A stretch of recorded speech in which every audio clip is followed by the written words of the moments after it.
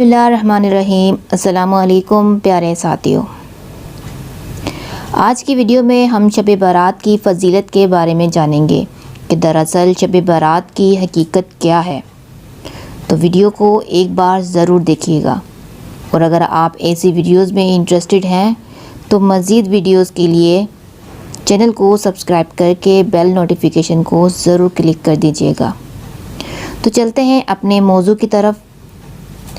شعبان المعظم کی 15ویں رات کو شب برات کہا جاتا ہے، یعنی 14 اور 15ویں شعبان کی درمیانی رات کو شب برات کہتے ہیں۔ برات کا لفظی مطلب نجات کی رات ہے۔ اس رات کی خصوصیت یہ ہے، اس رات کو اللہ تعالیٰ اپنے نیک بندوں کو اپنی خصوصی رحمت سے نوازتا ہے۔ اس رات میں ہر کام کا فیصلہ ہوتا ہے۔ اللہ تعالیٰ مخلوق میں رزق تقسیم کرتا ہے، پورے سال میں ان سے سرزد ہونے والے اعمال اور پیش آنے والے واقعات سے اپنے بندوں کو باخبر کرتا ہے۔ حضرت ابوبکر صدیق رضی اللہ عنہ سے روایت ہے کہ رسول اکرم صلی اللہ علیہ وسلم نے فرمایا کہ اٹھو شعبان کی 15ویں رات کو، اس لیے کہ یہ ایک مبارک رات ہے۔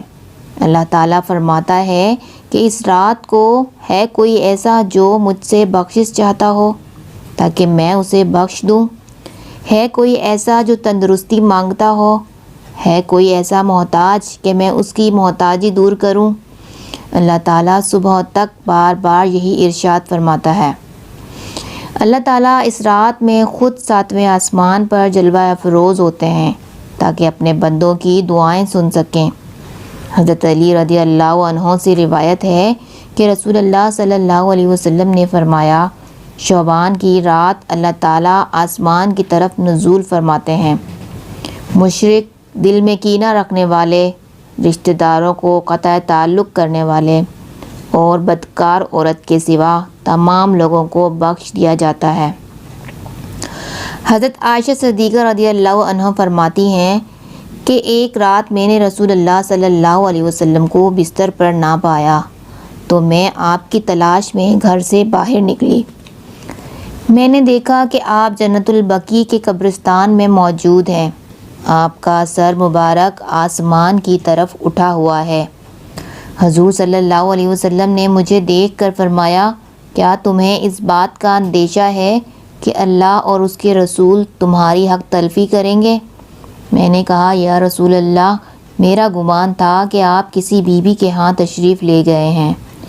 حضور صلی اللہ علیہ وسلم نے فرمایا کہ اللہ تعالیٰ شعبان کی رات میں آسمانی دنیا میں جلوہ افروز ہوتے ہیں اور بنی کلب کی بکریوں کے بالوں کی شمار سے زیادہ لوگوں کو بخش دیتے ہیں، اور اسی شمار سے جہنم سے لوگوں کو آزاد کرتے ہیں۔ اس وقت اس قبیلے کے پاس بے حساب بکریاں تھیں۔ حضرت عائشہ صدیقہ رضی اللہ عنہ فرماتی ہیں، حضور صلی اللہ علیہ وسلم نے اس رات مجھے بھی عبادت کی ترغیب دی اور خود بھی عبادت فرمائی۔ آپ نے نماز پڑھی اور سورۃ الکوثر کی چھوٹی سی سورت پڑھی، دوسری رکعت پڑھی اور پہلی رکعت کی طرح اس میں بھی قرات فرمائی، پھر سجدے میں چلے گئے اور یہ سجدہ صبح فجر تک رہا۔ مجھے اندیشہ ہو گیا کہ اللہ تعالیٰ نے اپنے رسول کی روح قبض کر لی ہے۔ پھر جب میرا انتظار طویل ہوا اور بہت دیر ہو گئی تو میں آپ صلی اللہ علیہ وسلم کے قریب پہنچی اور میں نے حضور صلی اللہ علیہ وسلم کے تلووں کو چھوا تو حضور صلی اللہ علیہ وسلم نے حرکت فرمائی۔ اس وقت میں نے خود آپ صلی اللہ علیہ وسلم کو سجدے کی حالت میں یہ الفاظ ادا کرتے سنا، جن کا ترجمہ یہ ہے، الہی میں تیرے عذاب سے، تیرے عفو اور تیری بخشش کی پناہ میں آتا ہوں، تیرے قہر سے تیری پناہ میں آتا ہوں، تجھ ہی سے پناہ چاہتا ہوں، تیری ذات بزرگ اور برتر ہے، میں تیری شایان شان ثنا بیان نہیں کر سکتا اور کوئی بھی نہیں کر سکتا۔ حضرت عائشہ صدیقہ رضی اللہ عنہ فرماتی ہیں، صبح میں نے دریافت کیا کہ میں نے آپ صلی اللہ علیہ وسلم کو پہلے کبھی ایسے کلمات ادا کرتے نہیں سنا۔ آپ صلی اللہ علیہ وسلم نے دریافت کیا کہ کیا تم نے یاد کر لیے ہیں؟ میں نے عرض کیا جی حضور میں نے یہ یاد کر لیے ہیں۔ آپ صلی اللہ علیہ وسلم نے فرمایا کہ خود بھی ان کو یاد کر لو اور دوسروں کو بھی سکھا دو۔ غرض یہ کہ شب برات کی رات انتہائی عبادت اور انکساری کی رات ہے، جس میں ہمیں اللہ تعالیٰ سے بخشش مانگنے کا حکم فرمایا گیا ہے۔ نبی کریم صلی اللہ علیہ وسلم نے فرمایا ہے کہ جب وہ خود اس رات میں اللہ تعالیٰ کی بخشش مانگ رہے ہیں تو ہم لوگ تو ہیں ہی بخشش کے طلبگار۔ جانے انجانے میں ہم کتنے ہی گناہوں میں مرتکب ہوتے ہیں۔ ویسے تو اللہ تعالیٰ فرماتے ہیں جب تم مجھ سے سچے دل سے معافی مانگو گے تو میں تمہیں بخش دوں گا، مگر شب برات کی رات ہم سب کے لیے اللہ کا ایک بہترین تحفہ ہے۔ خوش نصیب ہوتے ہیں وہ لوگ جن کو اللہ تعالیٰ اس رات میں عبادت کی سعادت نصیب فرماتا ہے۔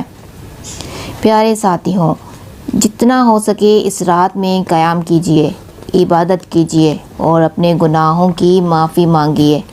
اس رات میں اللہ تعالیٰ ملک الموت کے ذریعے کام لگاتا ہے کہ جن لوگوں کی روحیں اس سال قبض ہونی ہیں ان کے ناموں کی لسٹ تیار کی جاتی ہے، اور جن جن لوگوں نے جو جو اعمال کیے ہیں وہ سب لکھ دیا جاتا ہے اور ان کو آسمانوں میں اٹھا لیا جاتا ہے۔ جن لوگوں نے اس سال وفات پانی ہے، جن لوگوں کے ساتھ جو بھی معاملات پیش آنے ہیں وہ سب کے سب لکھ دیے جاتے ہیں۔ پیارے ساتھیوں، ہم دنیا کی رنگینیوں میں مست ہیں، ہم دنیا کی رنگینیوں میں گم ہو چکے ہیں، لیکن ہمیں معلوم ہی نہیں کہ کیا پتہ اس سال ہمارا نام بھی ان لوگوں میں لکھ دیا گیا ہو جن کی موت اس سال واقع ہونی ہے۔ چونکہ زندگی اور موت کا کوئی پتہ نہیں، لہٰذا ہمیں اپنے گناہوں کی معافی مانگتے رہنا چاہیے، اللہ پاک سے گڑ گڑا کر اپنے گناہوں کی توبہ کرتے رہنا چاہیے، اور ہمیں چاہیے کہ اس رات میں جتنی ممکن ہو سکے ہم عبادت کریں، اپنے اللہ کو راضی کریں، اللہ پاک کی طرف رجوع کریں۔ اللہ پاک ہم کو سمجھنے اور نیک عمل کرنے کی توفیق عطا فرمائے۔ آمین آمین یا رب العالمین۔ آج کی ویڈیو پسند آئی ہو تو کمنٹ کر کے مجھے ضرور آگاہ کیجیے گا، اور لائک کر کے ہماری حوصلہ افزائی ضرور فرمائیے گا۔ شکریہ۔